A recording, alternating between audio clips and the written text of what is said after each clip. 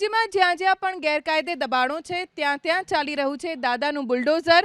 કચ્છ જિલ્લાના ભુજમાં પણ બુલડોઝર ફેરવી દેવાયું। ભુજ તાલુકાના જમુખા ગામમાં સરકારી જમીન પર ગેરકાયદે બાંધકામ હતા। અંદાજે 12 એકર જમીન ખાલી કરવામાં આવી। આ તરફ ગીર સોમનાથ જિલ્લામાં દબાણો તોડી પાડવામાં આવ્યા। જૂના ઉગલા ગામની ગૌચર જમીન પર દબાણ કરવામાં આવ્યું હતું। 2 દિવસમાં અંદાજે 10 કરોડથી વધુની કિંમતની જમીન ખાલી કરાવાઈ છે। આણંદ શહેરમાં પણ આજે દબાણ હટાવવાની કામગીરી કરવામાં આવી। પોસ્ટ ઓફિસથી લઈ ટૂંકી ગળી સુધીના દબાણો તોડી પાડવામાં આવ્યા। રાજ્યમાં જ્યાં જ્યાં પણ ગેરકાયદે દબાણો છે ત્યાં ત્યાં ચાલી રહ્યું છે દાદાનું બુલડોઝર।